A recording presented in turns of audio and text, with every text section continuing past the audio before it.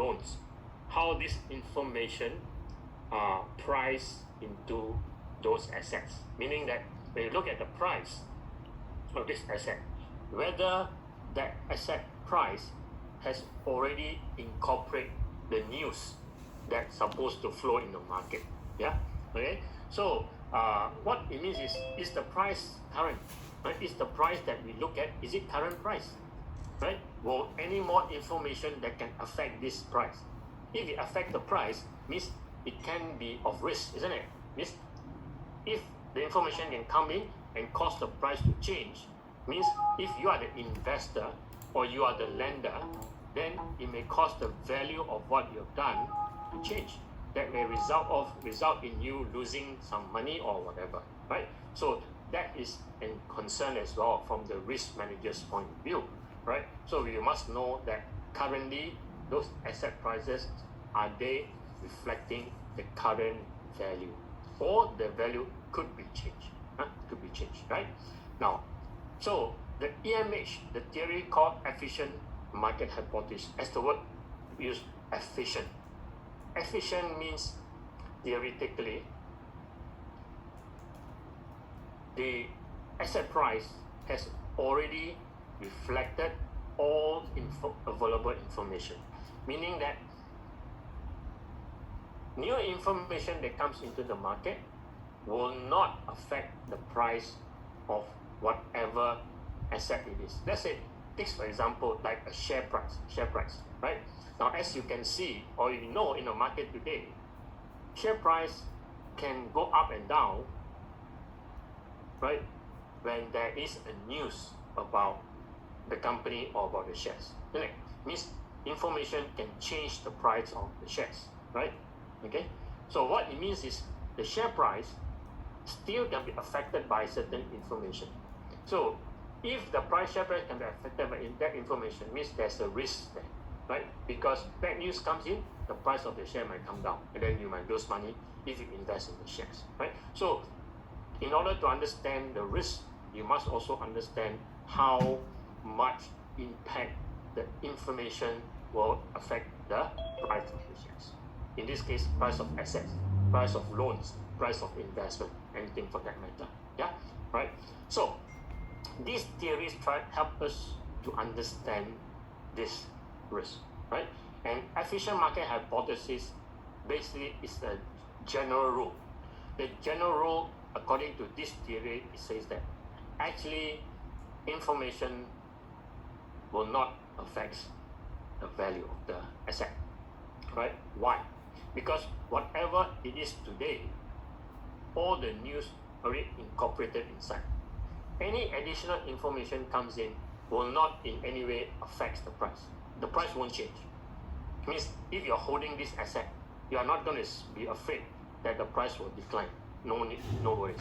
Why? Because theoretically, whatever that is inside, whatever news that is that will affect the price of this asset already inside there. It's already available to everyone, right? Everybody knows about it. New information comes in, it will not change the situation. That is the general rule. That's called efficient market hypothesis. So for that reason, they say one cannot beat the market. What do you mean by that?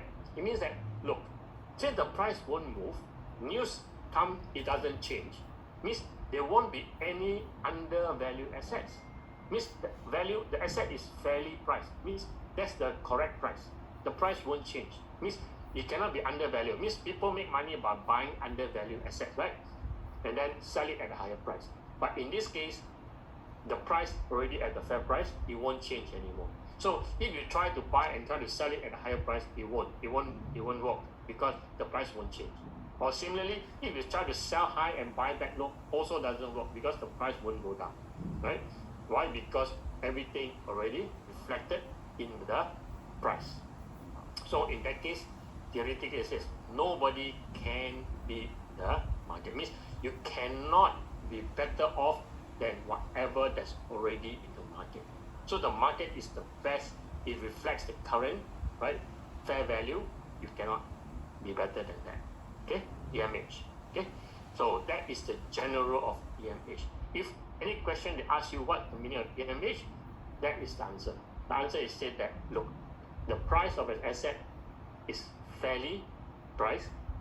It reflects all the information that supposed to come in or already comes in. It won't change anything if new news comes in, right? It won't change. So nobody can take advantage of this news and make profit out of it. No way, right? Okay. So in short, you can never be better off than what is already in the market. So don't try to be smart. Don't think that you can be better than the market. No way. Yeah. So EMH is that rule. Okay, right? And why? Because this means that nobody will know what will be the next outcome, right? Because all of us already information already there. So anything that can affect the price will only come unexpectedly, and we don't know where this price will come. Nobody can guess, nobody can predict. But all we can predict and know is already inside the price. Okay, so that is what we call random walk hypothesis or random walk theory. Now, what is this random walk? Random walk basically random. Random means you just don't know where or what news will come and affects the price of the asset. No one can predict it. No way. So you cannot know what's going to happen. I don't know what's going to happen. So nobody will know whether the price will change or not. So in that sense, all of us assume that the price is the best. Yeah. So that's the general rule. Now, is that true in the real world? The answer is no. Right? It is true theoretically, but in the real world, it's not. Right? So in an exam, we need to know that in the real world, right, according to study, the market is broken down into three forms: the weak form, the semi-strong form, and the efficient form. The efficient form is the same as the meaning of EMH, right? So this strong form is the representation of the general rule, okay? But the other two forms is slightly different from the general rule. Now, what are they? Now, basically, this is what it means, right? You have the weak form, you have the semi-strong, and you have the strong form. Okay? Now, what does the weak form say? The weak form says that asset price reflects past information only. So the keyword is past information. Right? So what it means is, whatever that the value of asset at this point in time, right, it only consists of information we know or happens before today. Right? Means we only hear of information that belongs in the past, and then using those information, we value those assets, right, for today. But we are basing our information or basing the value on previous old information, past information. What is past? Things like those information that is appear on the newspaper, right? Those information that appears in the annual report of companies that already happened last year, something like past. So we will use those information and then value the price of shares for today. That is weak form market. Okay? In a semi-strong form market, its asset price reflect past and present, or we say current information. Right? Means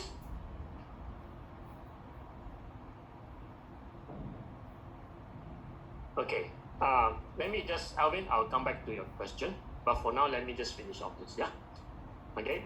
So the semi-strong is to past and present, right? So what it means is the value of asset today. Let's say you buy a share today. How do we come to that share price? So we come to the share price based on whatever we know from the past and what we know today. What we know today, right? So for example, Edwin question, how do we assess whether the market belongs to weak and semi-strong? Now look at the Malaysian market. Look at our share price, today's share price. So what is today's share price reflect? Yesterday's price, yesterday's event, plus what happens today, right? What do you mean what happens today? When a company make announcement. So when a company make announcement, right, that is current. So the minute they make announcement, the share price will change. That is what I call a semi-strong market. Means the share price will factor in what we know in the past plus what we know today, right? That is called semi-strong form market. Yeah, all right. And then in the strong form market, asset price reflects past plus present plus future. We'll call that private. Or this one, current, sometimes you call that public information.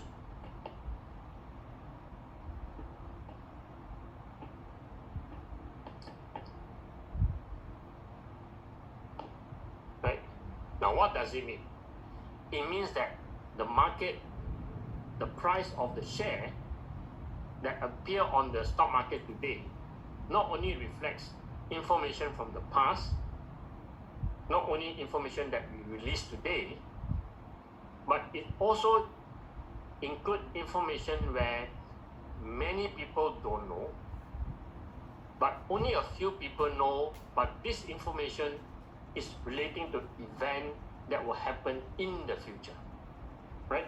Okay, means things have not happened yet, but some people already know and they factor this into the share price. Okay, so that's called private information. Yeah, so the keyword is past, present, and future, right? So these are the three. So the question is, how do we assess? Yeah, right. So in the exam, they may give you a situation where they say that, okay, in this country, the information and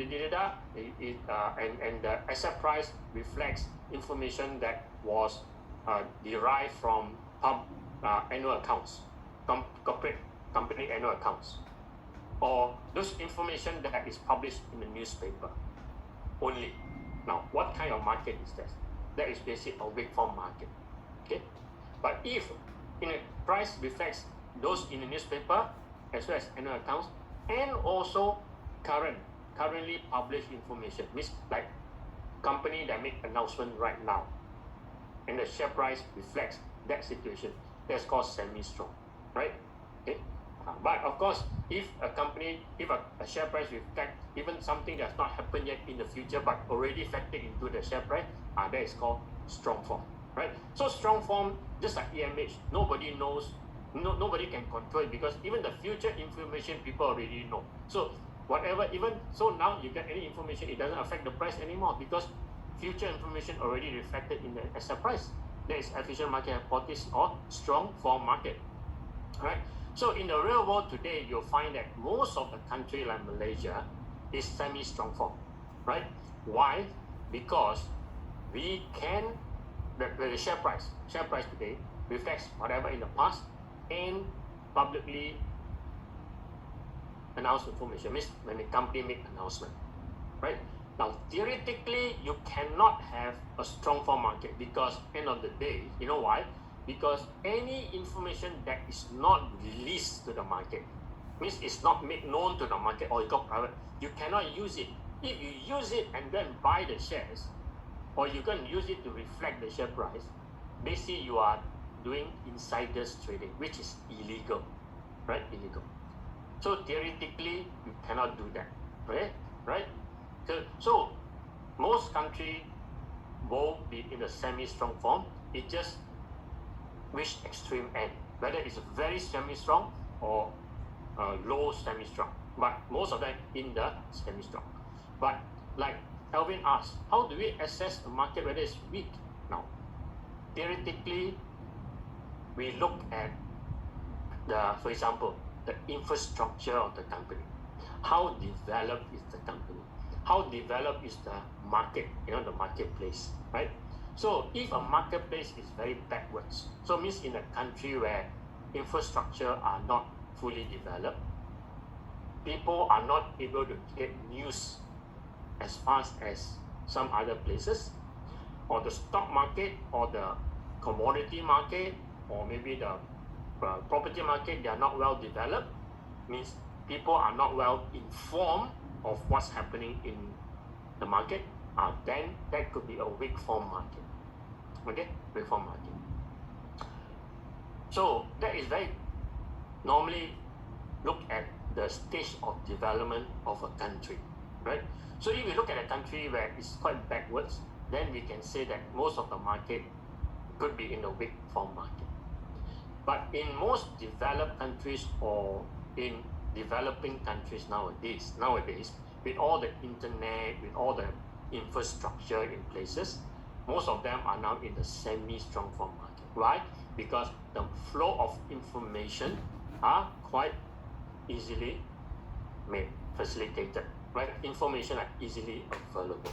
But of course, some are not so available, most of it are available. That's why, like in Malaysian stock market, we make sure that every company have to comply with the rules that information must not be disclosed if it's not, must not be used if it's not public. If the company doesn't announce it, you cannot use it, right? But the minute you know of anything that can affect the price, you must announce it.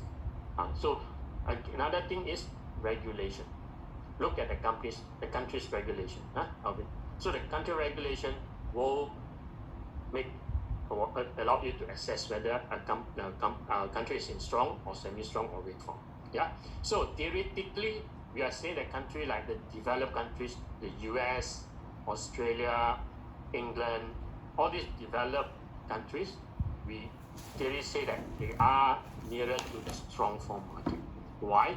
Because their regulations are very strong, so that whatever information you have, whether it's current, past, or future, you must disclose it. Means everybody would have an idea what is those news, even in the future. Whether it happen or not happen, you must disclose it theoretically, right? So in a developing country like Malaysia, probably we say we are in a semi-strong form, meaning that yes, we need to disclose, but there's still some loopholes where the regulations are not covered, so people, right, can still take advantage of private information. That's why you can see, like in country like Malaysia, some people buy share by asking for tips, insiders tips, right? Now, insider tips are basically illegal, right? But our country do have it because the flow of information are still not very transparent and open. Yeah. Okay. But of course, in a very, very underdeveloped countries, there will be more of this information that are not fully disclosed, and that is called the weak form market. Yeah. So if you ask me how to assess the market, then all these factors, like I said, regulations, stage of development of the country, infrastructure, all these type of things. Yeah, right? So now there's no clear cut to say that this is semi-strong, this is strong, right? Of course, country like US, America, or Australia will say they are strong form market. But of course, not true. There are still people who have some insiders news. That's why you see in the US, people are still being caught for insiders trading, right? But they will claim that they are the strong form market. Okay, so to answer the question, Alvin, how to assess? You have to look at other factors like regulations, infrastructure, stage of development of the market, efficiency of the market, right, etc., etc. So these are the main ones. Okay. Right. Now, theoretically, that's how we look at it, right? So Malaysia, a good example, we are in a semi-strong form. So in the marketplace today, those developed countries like Singapore, US, America, Australia, those are strong form. Semi-strong form, Malaysia, Thailand, Taiwan, or Hong Kong, right? So these are semi-strong. Now of the weak form, you can say maybe like Myanmar, it could be a weak form market, right? Some of the African country could be a weak form market because their infrastructure or the marketplace are not that developed. Okay, right? So that is to answer the question of it. Yeah, right. So for the exam, make sure you cover that. Okay. Now, question itself not difficult. Theory, all theory questions, no computation here. So you just have to understand the meaning of weak form, semi-strong, and strong form. Yeah. Okay. Any question else, Alvin? Good that you asked. Okay, let's move on. Right. Next one. Okay, so that is efficient market hypothesis. Now the next theory is arbitrage pricing theory. Okay. Now you will be very lucky if you get a question here. Okay, but I don't think they will ever ask you. Okay, but if they do ask you on this arbitrage pricing theory, it's basically about three things. Yeah, three things. The first thing is, why was arbitrage pricing theory developed? Why? Right? The answer is they want to provide an alternative to capital asset pricing model. Why? Why they want to provide alternative? Because the person who came up with this APT felt that CAPM was not a good measure of risk, not a good measure of expected return. Why? The answer is because they say the guy who came up with it, I can't remember his name, but his argument is look at between Maybank and Public Bank, right? Maybank and Public Bank, right? Okay. We calculated the return are different, but when you calculate it, why they are different? The only factors that can cause these two difference is the beta, right? Everything is the same. Risk-free rate is the same. Return on the market is the same. But the only thing that causes the return to be different is the beta. The higher the beta, the higher the return. Okay? Right. Now, as beta is concerned, what is beta? Beta is a measure of, remember, systematic risk. Yeah? Beta measures all these risks, systematic risk. So basically what they do, they combine all this together and put it under one risk, right? All these factors, they combine them and make it into one risk. Yeah? Okay? One risk, they call beta. Now the guy who developed APT don't agree with that. He said, no. You shouldn't combine this all together. Why? Because they say that when this changes, right, the response to these changes will be different from one company to another, right?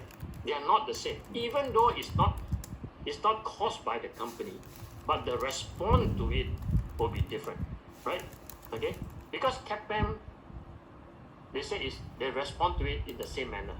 Okay, they all combine into one, and then treat it as one risk. And so when market move, they will move, right, in the same way. But as far as APU is concerned, the guy said no. It doesn't move along. Because, for example, if Public Bank and Maybank, if tomorrow Bank Negara were to change the interest rate, right? Let's say Bank Negara were to up the interest rate. Fine, up. Now, it will affect both Public Bank and Maybank, no doubt about it. Both of them will be affected. They cannot control it, right? But how do they respond to it? Will they respond to it in the same way? The answer can be no. I mean, for example, will both Maybank and Public Bank change their interest rate immediately? Well, one may change immediately, one may change later, right? Example. Or if they change the interest rate, will they change by the same level, by the same amount? Again, answer could be no, right? So this is where this guy came in and said, look, you cannot combine them together. You must split them up. So means you have to, when you calculate the return, you have to calculate the effect of each and one of them separately. Don't combine them together, right? So that's why if you look at the computation, the formula for APT, see, this is the risk-free part, right? Plus the risk premium. But you look at the risk premium, very long. Unlike CAPM, risk premium is only the beta times return from the market minus risk-free rate, right? That's CAPM. But you look at this APT, what you're trying to say is, no, you cannot combine them together. You have to look at each of the factors. These are the factors, like this could be change in interest rate, this could be inflation, this could be the war. So each one of them, you assign a beta for itself, and then you multiply them to get the expected return, right? So what it means is APT is basically a further breakdown of CAPM. Means they study CAPM in more detail, right? So that is the argument for this alternative approach. Meaning that, firstly, APT is designed to analyze CAPM in more detail. They don't agree with CAPM because CAPM combine the beta, all the risk into the beta. But APT say no, it shouldn't combine. You should look at it separately, because when this thing changes, people will respond to it in a different way. The magnitude of it will be different. So that is the first thing you need to know about APT, right? Okay. The second thing you need to know is, for example, right, which I already mentioned, right, the combination of that beta into, the segregation of beta into many factors, like all the major systematic risk factor. So what they say is you should look at it separately. Means firstly is to replace CAPM, right, or provide alternative to CAPM. Second, why? Because you have to look at it separately for each of these factors, right? Okay, right? And thirdly, this arbitrage pricing theory is they use the word arbitrage pricing, right? It goes using the assumptions. Means in order for this theory to work, you have to apply the assumptions of arbitrage. What do you mean by arbitrage pricing theory? It means that in the long term, the price will converge to one price. Prices will convert to one price. What do you mean by that? Basically, they are talking about this word arbitrage. What is the word arbitrage? Arbitrage is very simple. I'll give you an example. Let's say U is in KL. Alright? And then in KL, you look at iPhone 12, right? I don't know what's the iPhone 12 price, but let's assume the iPhone 12, what am I doing? iPhone 12. Let's say KL is 6,000 ringgit. Right? Let's say the new one, iPhone 12, 6,000 ringgit. I'm not sure whether that's the price. I'm not sure.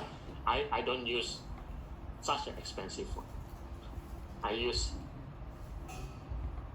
Xiaomi, a cheap one. Okay. And let's say in Ipoh,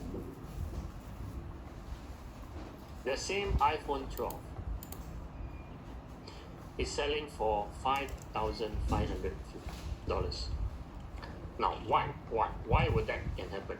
Well, there are many reasons. One of them can say, Ipoh people are more stingy, so they want to pay high price for it. Or maybe we can say that in Ipoh, the cost of doing business is lower. For example, the rental is lower, right? And also things are cheaper in Ipoh, so you price it lower, right? So that is where there's a difference in price. Okay, same item, different in price. Now, let's assume that you can take advantage of this. Why? Because there's no cost for traveling from Ipoh to KL. Theoretically, assume there's no cost. The timing, no problem. You don't mind travel as well, right? So what would you do? So a normal person will do an arbitrage. What is arbitrage? Arbitrage means you buy from Ipoh, you sell in KL. isn't it? Means you buy at 5,500, you sell it to KL at 6,000 and make immediate profit of 500. Right? No risk, because you know that there is a price different in two different places. Right? So this is what I call arbitrage. Yeah? Right? Now, given this is the situation, now will this situation last? The answer is no. Yeah. The answer won't last. This situation won't last. Why? Because after a while, people in KL will say, "Yo, this Alvin, very smart. He go to Ipoh and buy cheap and sell to KL." Right? So to stop Alvin from making money, what can happen? So the people in KL will lower the price, right? And the Ipoh guy know that Alvin is buying up this, because the more you buy, then something is the higher demand, so the price will shoot up. So in Ipoh, slowly the price will shoot up, right? So after a while, you'll find that the price between these two places are equal, right? Means there's no more room for you to make that profit of 500, right? So eventually you move back to the same price for both location, right? Theoretically, okay? So this is what I call the law of one price, okay? Right? So this is what it means arbitrage pricing theory, part of it. Now, the thing about this course is very funny, right? They want you to know about it, but they don't want you to know everything about the theory, okay? So basically, when I explain to you, I can't tell you the whole story about APT. I will tell you only what you need to know in the exam. So this is precisely what you need to know for the exam, and I explain it in a very layman term, right? So there's the three things they need you to know. Firstly, what they want you to know is APT was created as an alternative to CAPM, right? Why is alternative? Because they say that CAPM only use one factor to differentiate between many investment, means beta, right? Beta, right? So that's the only different factor. But beta combine many of these sub-factors. So APT said you should break them into all these sub-factors, look at it separately, because each of them, when happens, the market will respond differently, right? So you should analyze it differently. So that is the reason why they come out APT, all right? But APT is based on certain assumptions, and the assumptions are same as those behind the arbitrage pricing theory, which is also known as law of one price. What it means that when there is any difference in prices in two places, eventually these two prices will come back to the same level. Yeah, that's what it means. Okay, so in the examination, that's all you need to know. No calculation in this case. No calculation needed. They won't ask you to calculate like what CAPM asks you to do. Like they won't ask you to calculate using the arbitrage pricing theory. The only thing they want you to know is what's the meaning of this APT. All right. So that's the second easy theories you need to look at. Yeah. Okay. Any question there? Okay. Now the next theory is option pricing theory. Now, option pricing theory is a very popular theory. Okay. Now this theory itself has actually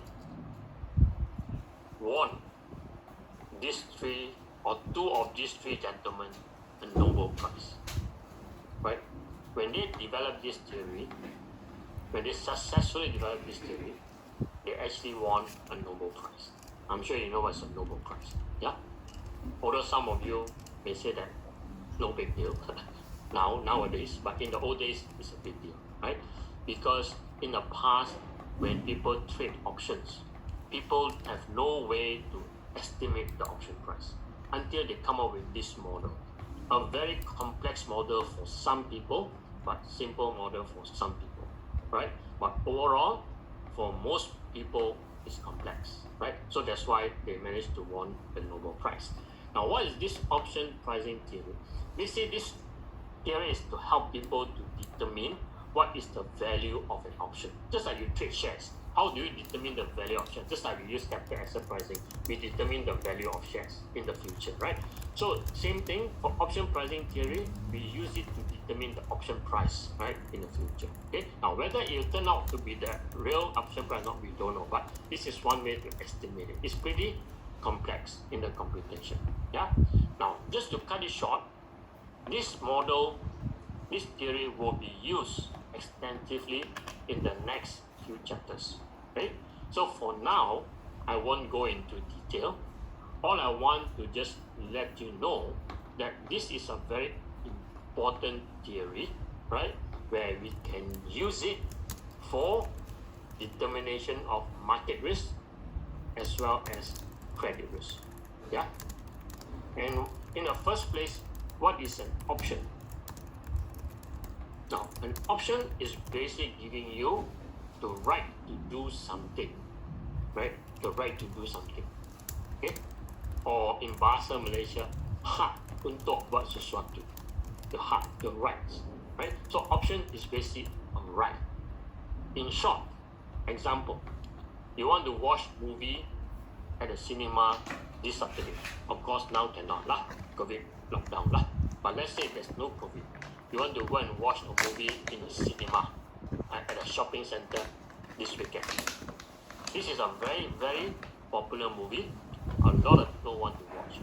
So in order for you to secure your chance to watch the movie, you go and buy the ticket now. You can go online, buy, right? When you buy the ticket, you pay for it. The minute you pay for the ticket, what does it give you?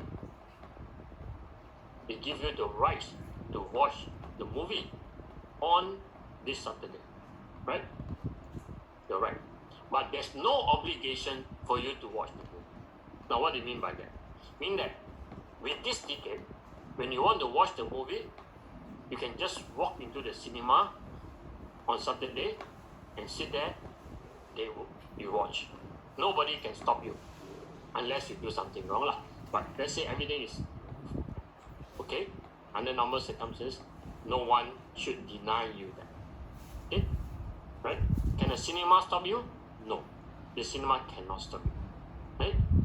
But let's say, if after you bought the ticket, then Saturday something happens or something more important came up and you cannot afford, then you cannot go and watch the movie because of this. Well, it's your choice. If you don't want to go and watch it, nobody can stop you because it's your right to watch and also your right not to watch the movie. So if you choose not to go and watch this, even if after you bought a ticket, if you choose not to go and watch the movie, too bad. You just throw away the ticket and the cinema cannot penalize you for not watching. Okay? Why? Because by buying the ticket, you've given yourself the option to do something. Right?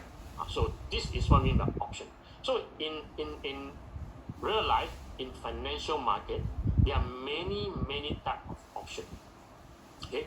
But of course, we'll talk about option itself in a later topic. But for now, just understand that option means the right to do something. Right? Now, in the financial market, there are many types of transaction which looks like an option or option-like. Right? Means you have the right to do something. So what are they? Right? These are normally contract with contingent claim.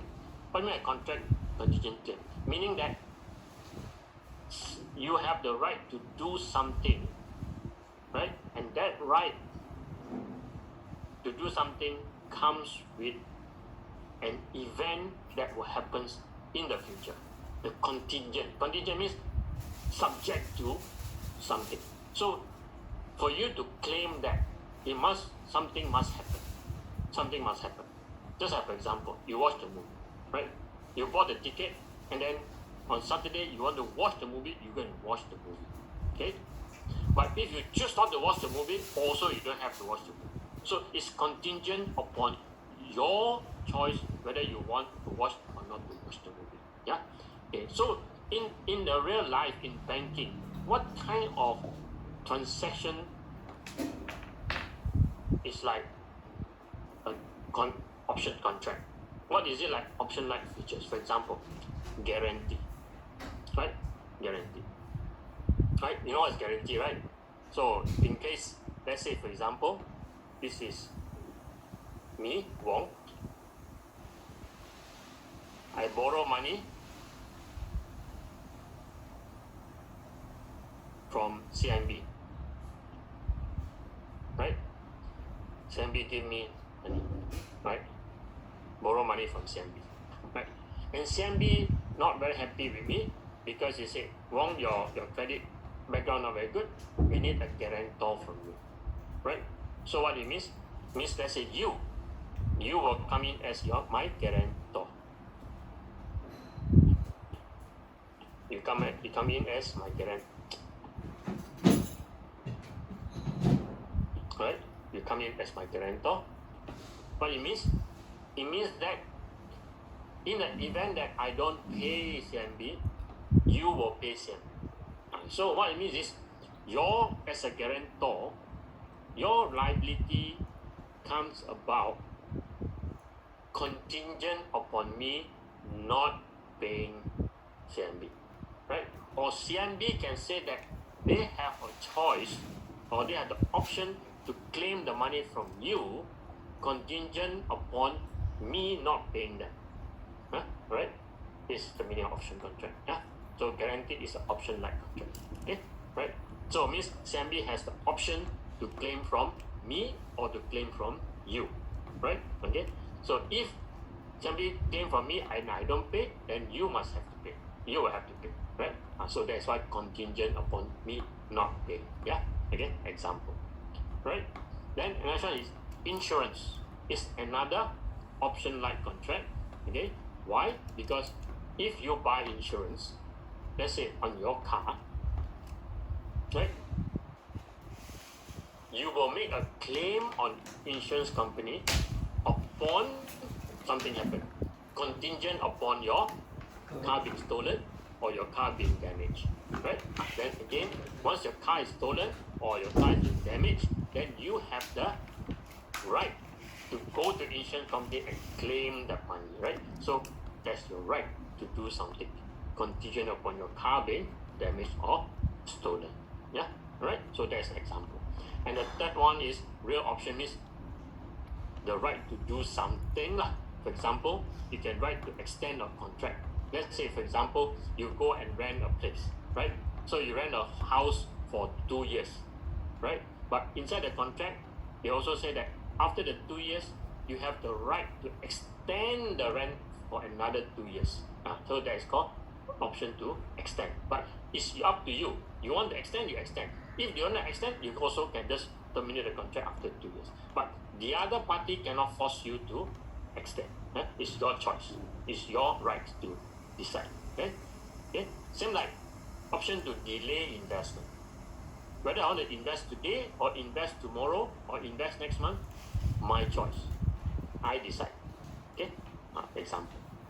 Option to expand, just like your house. You want to expand your house, up to you, right? You don't want to expand your house, you want to live in your small house, it's also up to you, right? You have the right to choose. Okay? Right? And lastly, option to abandon next. Just like after you buy a unit trust or you buy a share, it's your choice whether you want to sell or you don't want to sell. Nobody can force you, right? Okay? But you decide. That is called real option, right?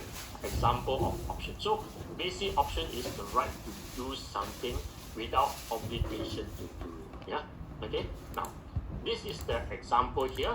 But in subsequent chapters, we will go into more detail on option theories. But for this chapter, just understand that. All right. And the last one is MMT. Now, MMT or Modigliani-Miller theory is a very funny theory. Now, why do we need to study this? Why? Right? Now, like I said, there are thousands of theories which can be applied. But the book only chose 6 of this. Yeah? And why they choose this? Now, they choose this is because we must understand that later, right? This is something I want you to keep in mind, right? Later, I'll be talking about the balance sheet a lot. Now, just in case anyone don't know what is a balance sheet,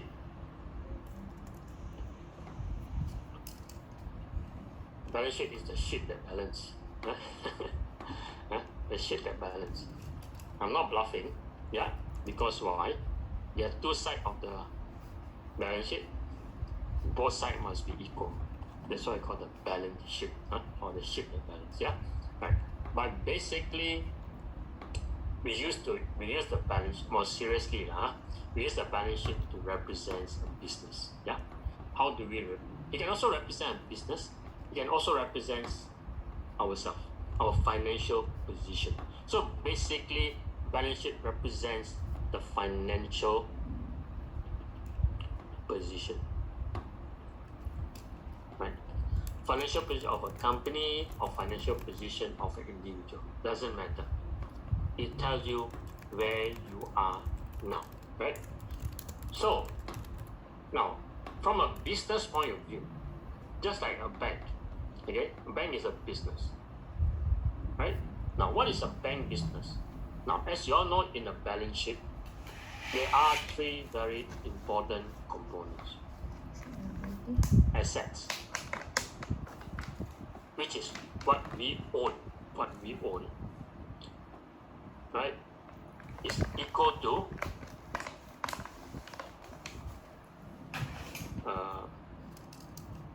equity and liabilities, right? I call this 1 is equal to 2 plus 3, right? So this is equal, okay? So this is a very important structure that you need to know, okay? Now, how do we translate this to a normal situation? Now, we translate it by saying, okay, asset is something that you own, right?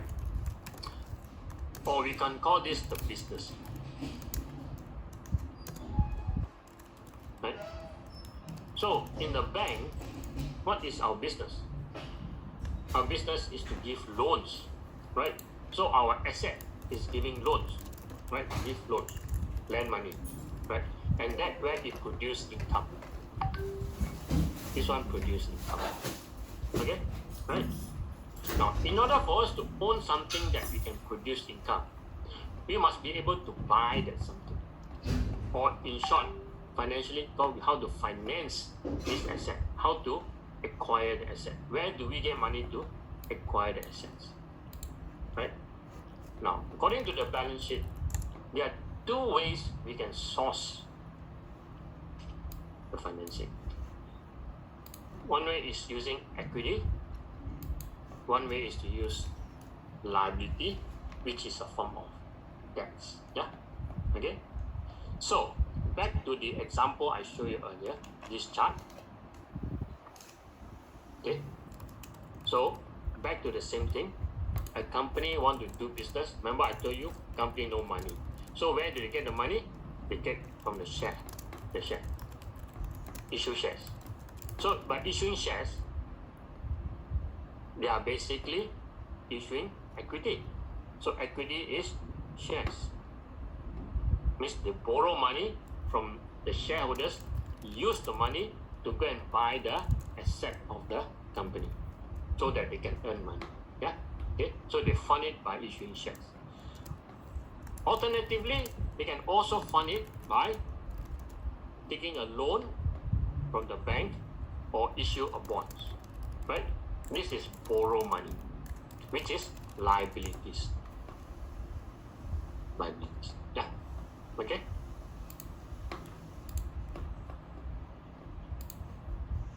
Okay. Right. So this is what we call the business structure or capital structure of an organization. Meaning that how do we finance our business? We got capital structure, right? How do we finance our business? Where do we get money to pay for the assets that we want to own so that we can generate return? Yeah. Okay. Now we can also talk about on the individual basis.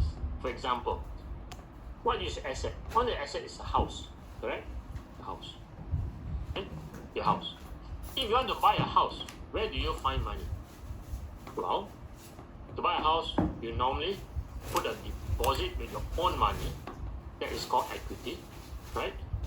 Then you borrow the balance from the bank, which is liabilities, right? So you finance your purchase of the house or fund the house by putting some of your money, own money, and borrow the rest.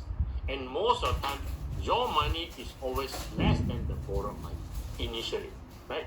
So it just shows that in business the same. The equity theoretically will be less than the liability because you borrow more than what your own money is you have, right? So that is the general concept of this. Okay, so that's the capital structure. Now, I hope that you understand so far what I'm explaining. Huh? Now, please bear this in mind. This is a very important thing because later we will keep on stretching on this balance sheet. Asset, liability, equity, share, everything. This structure here will be repeated in use again and again and again in subsequent chapters. So your understanding of this is very critical. Yeah, same like capital asset pricing model, same like modern popularity. We will keep on applying this later. Yeah. Okay. So back to this now. Now, equity. Now the thing, remember, this too is borrowed money. The company borrow from shareholders. The company also borrow from lenders, right? Borrow the bank and bond. They borrow money.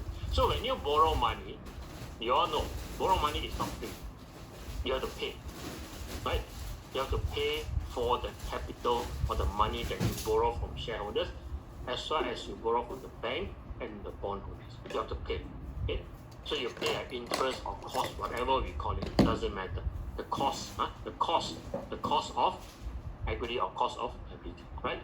The cost of the capital. Okay? Cost of capital.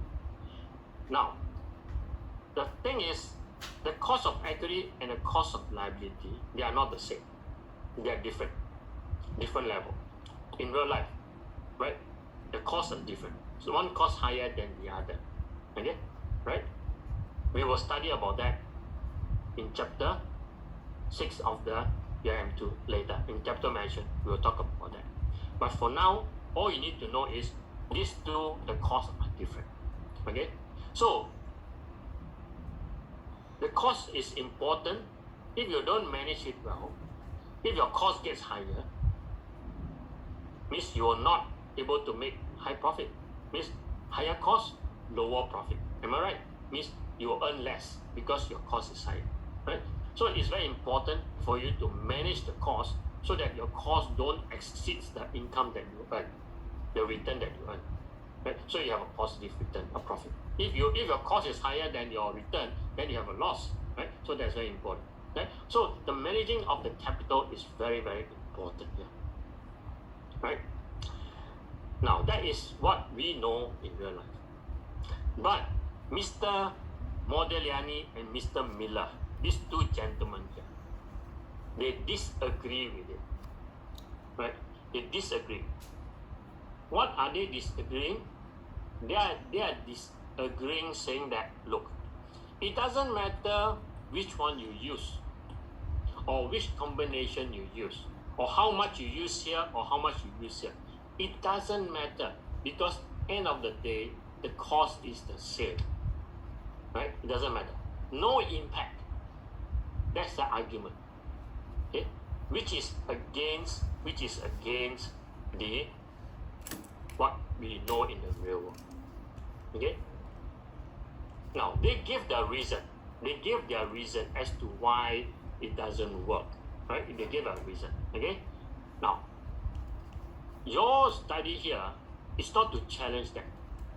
Your study here is not to say, oh, these two dumb guys go and say something that is not applicable in the real world. No, that's not your concern.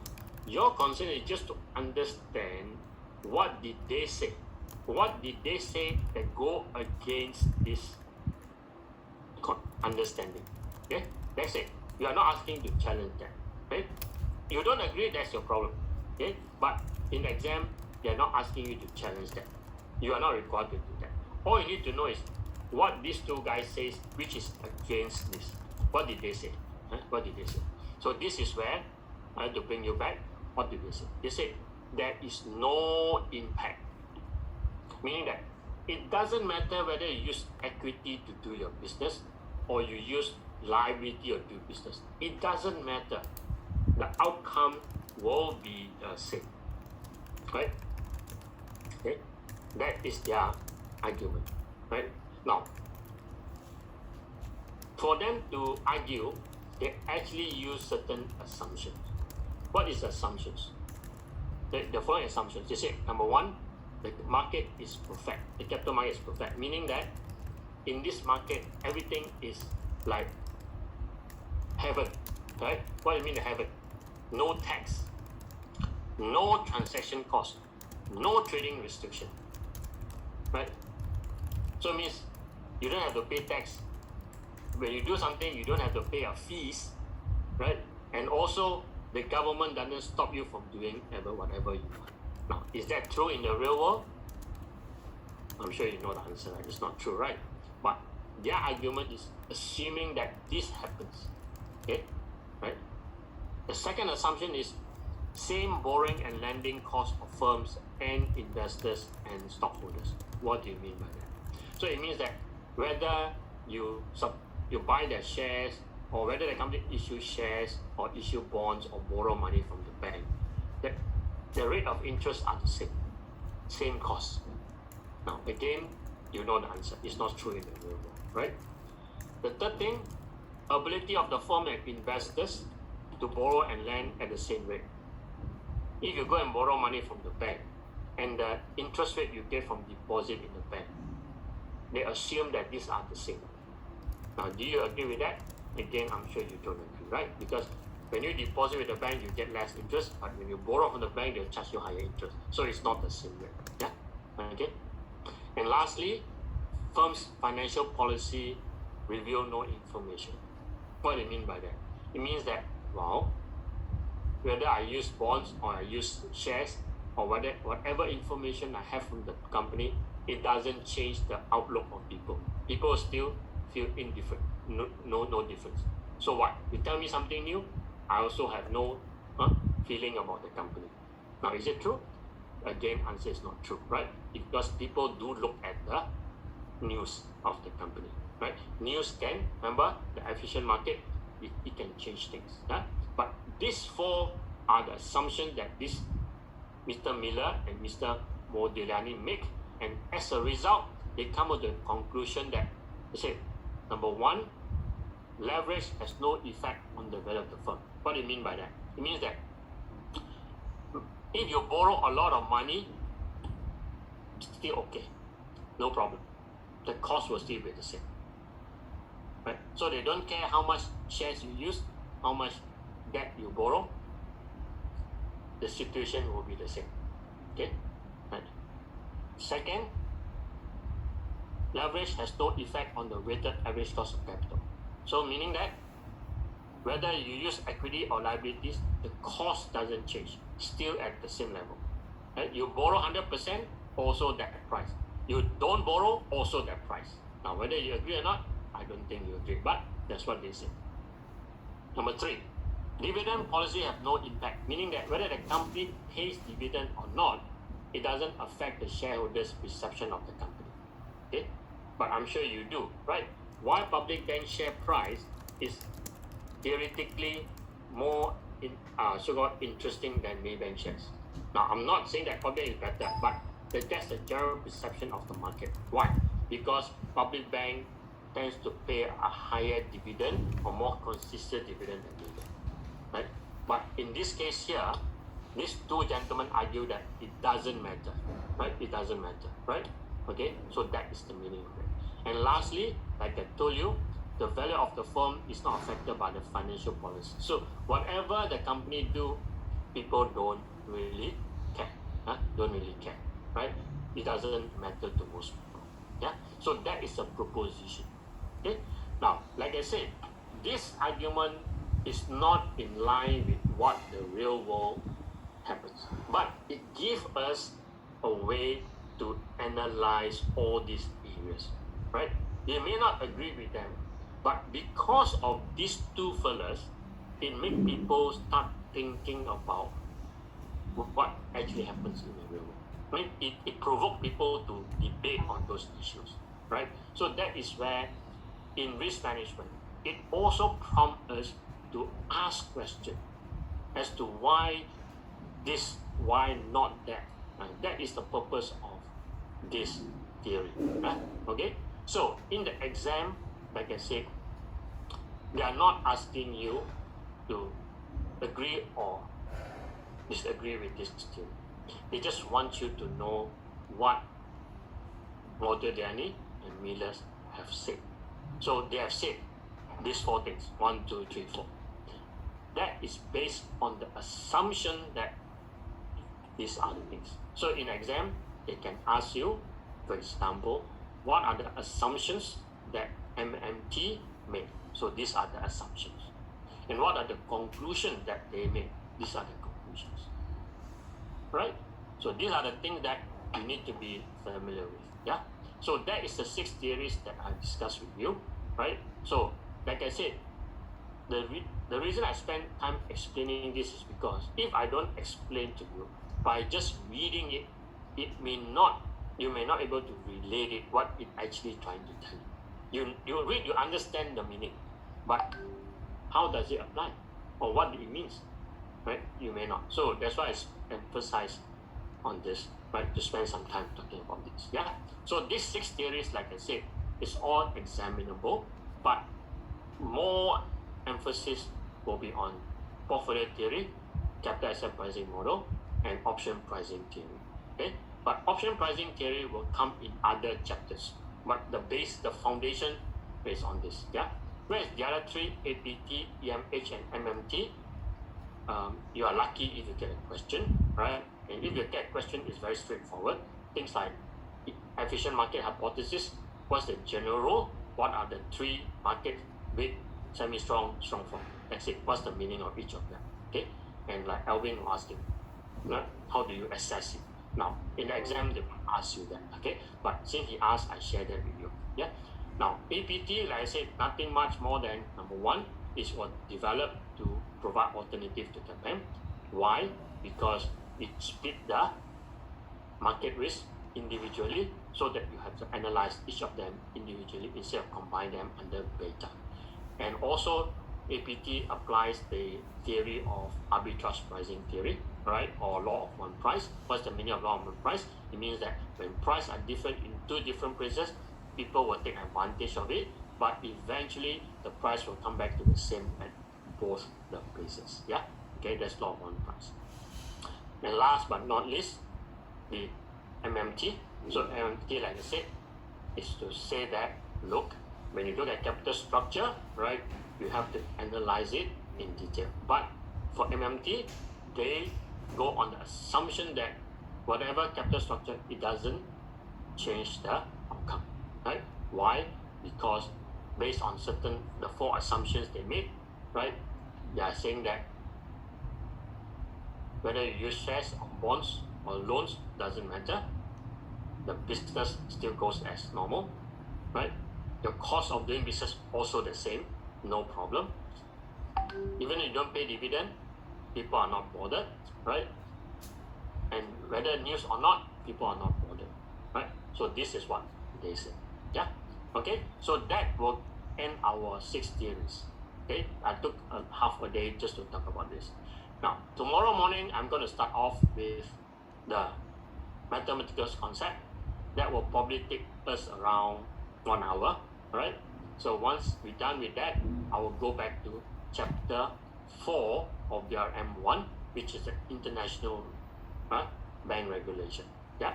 Now, after that, I will continue with the credit risk. So credit risk will be chapter 5 and 6 of BRM1 and chapter 2 of BRM2, right? So that will then take us to the end of the second day and probably a little bit of the third day. Yeah. Okay. So that's what tomorrow will be happening. Okay. So I hope today you have managed to pick up something, right? And it's already time, so it's time for us to take a break. Yeah. I already exceeded 5 o'clock. My apologies. It will take a little bit longer time. So with that now, we end the session, relax, and come back tomorrow morning. Yeah? Alright. So with that, I want to say good night and thank you very much for the day. Thank you for so being patient, listen to me. For those of you who have no questions, you're comfortable, well, sign off.